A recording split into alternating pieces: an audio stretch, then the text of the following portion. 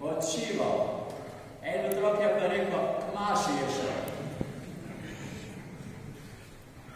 Tako, drage sestre, smo tudi mi po napornem tednu prišli k sveti maši. Vse vas prav prisrčno pozdravljam. In veste, česa sem vesel? Vesel sem tega, da ste nasmejani. Že to. Vesel sem tega, da smo zbrani pri dopoldanski sveti maši. Ne popoldne, da pripeljete samo starejše sveti maši. Potem pa morda ste zraven, ali pa reste celo dan, pa vprašate duhovnika, koliko časa pa trajalo, da jih pridemo iskati. Zato sem vesel, da ste danes tukaj. In posebej te 3 tukaj spredaj 4 na vozičku pozdravljam. Vsakem od vas bi dal roko, pa ne bom se preveč nudil, da ne boste rekli, pa Maša ga pa tu govora. Med nami so tudi tisti, ki ne morajo priti več pri sveti maši. Vseh poznate. Kaj spomnite se jih, pa jih v duhu prineste tudi sem. Morda so na bolniški postelji, morda so v domu za ostarele, ali pa morda celo kdo v bolnišnici. Ja, tudi kdo od duhovnikov je zdaj v bolnišnici. In hvala Bogu, gospodu Janezu, za vse, kar naredi pri vas. A veste, ne samo on, tudi jaz. Molimo za vas, molimo za vas. Ko sem prišel, sem videl, da je na dvorišču molil iz brevirja. To je ta knjiga, duhovnik molil iz brevirja. In veste, kakšna je ta knjiga? Je čist taka razvetana. A veste, že tako čisto, vse veste, kakšno knjigo, če bere toliko ljudi, je potem že in pozdrgana in tako naprej. To pomeni, da moli za vas. In če na ta slavnostni dan, ko smo zbrani na nedeljo pri sveti maši, samo na to pomislite, da gospod župnik moli za vas, da vas ima Bog neskončno rad, da je usmiljen za vsakim izmed nas, potem bomo res lahko veseli šli danes domov. Kaj pa nam je danes hotel gospod Bog povedati v Božje veselje, ki sta jo tako lepo prebrala Ravka in Bralec, pa še Evangelij. Če bi vas ponovno vprašal, bi najbrž znali odgovoriti, kaj je tista srčika, glavna misel današnje Božje besede. Se kdo upa povedati? Bravo. En aplavz dajmo.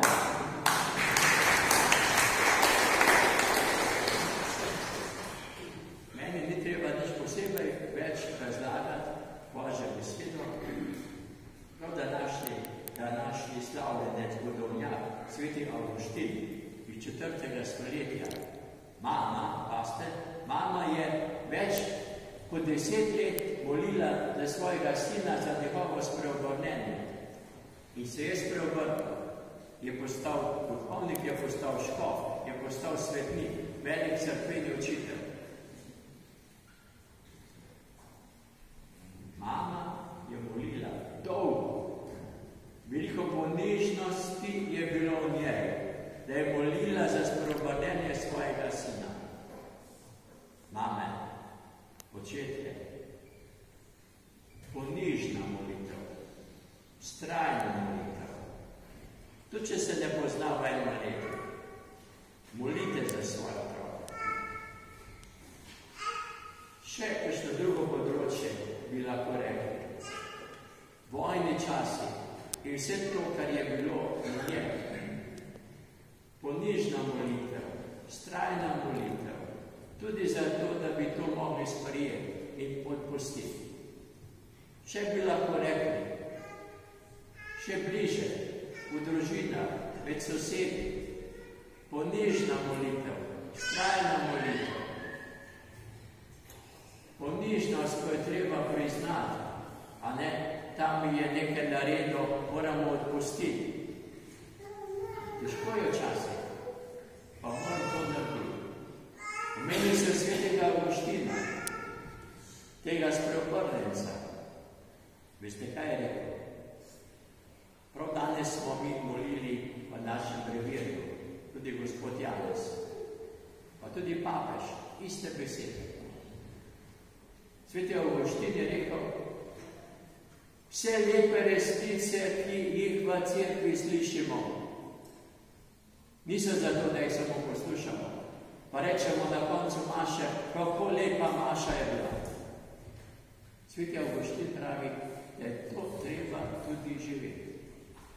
Danes popoldne, jutri v ponedeljek, od torek, pa v sreda, pa ko se začenja pouk, pa ko je konc dopustov, to treba, Božjo besedo je treba živeti. In ko je mladost, a ne pa otroška leta, pa mlada leta, to je lahko. Ko pa pride starost, pa bolezni, pa preizkušnje, to je pa težje. Pa bom povedal nekaj čisto, ker sem doživel pred tedni, v bolnici, v Soči, tam ko je rehabilitacija. Vem, da je kdo že bil tudi tam, v tej bolnišnici, kamor prihajam, tudi danes bom še šel. Tam je med drugim 7-letni deček, ki mu je ime Tilen. Otroci, pa ne samo otroci, za vse govorim. Tilen. Poškodoval se je. Ima brata, ki je 2 leti starejši. In je rekel svoji mami, mama, ti si pa zdaj tako kot ptica, ki ima samo eno krilo. Jaz sem poškodovan. In ptica z enim krilom ne more tako leteti. In še je nadaljeval, bodite pozorni, 7-letni otrok. Jaz vem pravi, da je Bog dal meni to, ker ve, da sem dovolj korajžen, da bom to tudi premagal. In ko pridem k njemu na obisk, potem, ko je imel operacijo, veste, kaj lahko naredi? Samo nasmeji se še lahko. Nič drugega. Od srca se nasmeji. In sem vesel v torek, ko bom spet pri njemu, da bom doživel ta nasmeh. Sestre in bratje, pa gospod župnik, pa jaz tudi, da bi se znali in mogli vsemu nasmejati.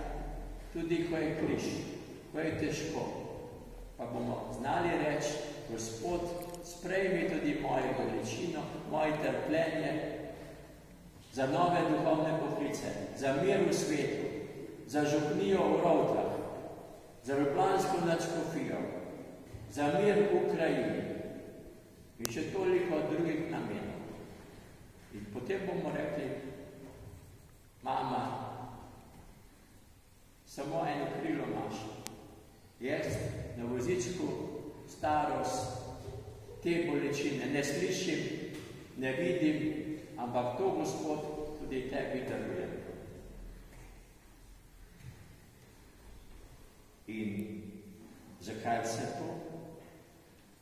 Ker vemo, v tem mesecu smo kaj 3, če se ne motim, Marijine praznike,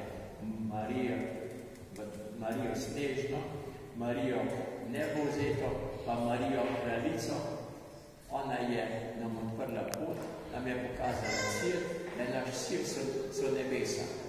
Da je tudi vaš patron, sveti Nadanjel Mihael, nam pomaga priti do našega cilja. Moj brat pravi, pa toliki drugi, sej, zakaj bi se mislili na konec? Se nam je tudi v tem življenju lahko lepo. Tudi tega vam želim. In ne pozabimo, za kar smo ustvarjeni, za nebesa. Amen.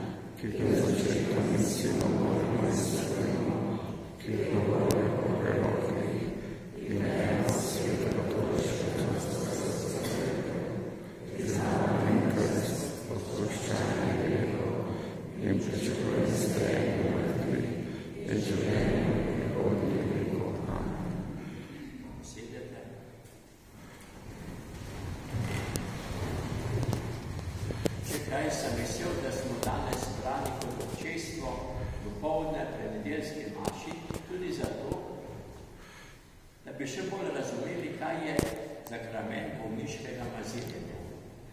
Da bi tudi otroci in vi mladi razumeli, da ta zakrament ni samo za konec, za smrt, za zadnjo uro.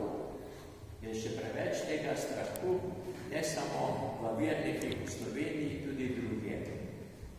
In zato je prav, da ta zakrament ne delimo, ampak ohajamo pred nedeljski maši, ko smo zbrani vse občestvo. Ta zakrament je eden od 7 zakramentov, ki ga pa prejmemo lahko, če smo bolni, če smo starejši. Papež Frančišek pravi, tisti, ki so stari nad 65 let, lahko prejmejo enkrat na leto ta zakrament. Sploh pa, če gremo v bolnico, sploh pa, če je pred operacijo, lahko prejmemo ta zakrament. In tudi takrat, mamice, če je kakšna rizična nosečnost, lahko pred porodom prejmejo mame, žene, tudi ta zakrament bolniškega maziljenja. Mimogrede, sam sem ga prejel že 8-krat. Pa mi je Bog dal, da sem bil leto že 2-krat na Kredrci, pa za male šmarno spet šel, pa nisem umrl, ker sem prejel ta zakrament. To govorim zato, da boste tudi drugim povedali, da se ne bodo bali, sploh če grejo v bolnico, da bi poklical duhovnika, da se pa potem prestrašal, potem bo pa mislil, da mora umreti. Ta zakrament pomaga za zdravje telesa, duše in duha. Če bi vam sedaj pripovedoval, kaj vse so povedali tisti, ki so prijeli ta zakrament, potem ne bi končali bolezni. Skratka, jih pomiri in če Bog da, tudi čudežno ozdravimo po tem zakramentu. Zato ga sprejemamo z veliko vero. Jasno pa, da ta zakrament lahko prejmemo, če živimo v prijateljstvu z Bogom, ko smo slišali v Božji besedi, da smo blizu Bogu, da smo v ponižnosti in veri v pričakovanju tega zakramenta. Jaz v bolnici sem imel navado, ko sem videl nekoga, ki je bil tako bolj oddaljen, ki ni nič spremljal z molitvijo, a hodite kaj spovedi. Nič drugo, kdaj si bil. Ja pa pravi, kakšna mama, ja pa res pri poroki sem bila, ampak veš, da je že kar enih 70-80 let nazaj. Najprej duhovnik moli na bolniške bolje, zahvalno molitev in vas bom povabil, da boste tudi vi rekli, hvaljen bodi Bog. Hvaljen Bog, vsemogočni Oče, ki si poslal Sina na svet zaradi nas in našega zveličanja. Hvaljen bodi Bog.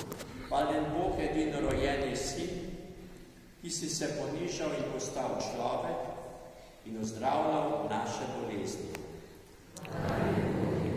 Hvaljen Bog, Sveti Duh tolažnik, ki nas svojo močjo utrjuješ, da premagujemo naše telesne slabosti.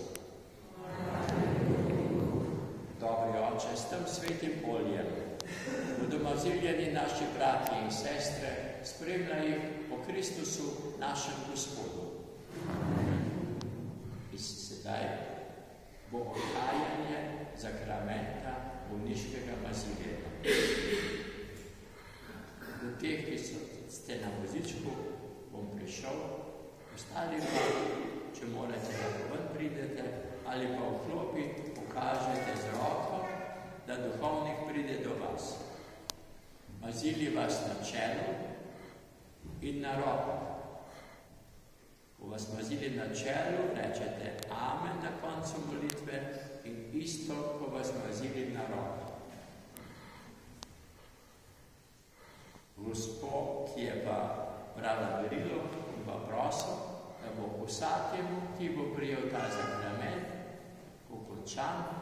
izroči podobico. Ko boste doma napisali, kdaj ste prijeli sakrament bolniškega nazivljenja. Vmes se boste zelo dolgo časili. Pa mislite na tiste, ki cele noči ne morejo spati. Pa mislite na tiste, ki so doma, ki ne morejo v cerkev. Pa mislite na tiste, ki bi radi kdaj omogočili tudi vi, da bi prijeli ta sakrament. Predvsem pa bodite pozorni, ko bo duhovnik mazilil Boga v vaših najbližjih, da tudi vi z njim, z duhovnikom molite in v duhu tudi dvignete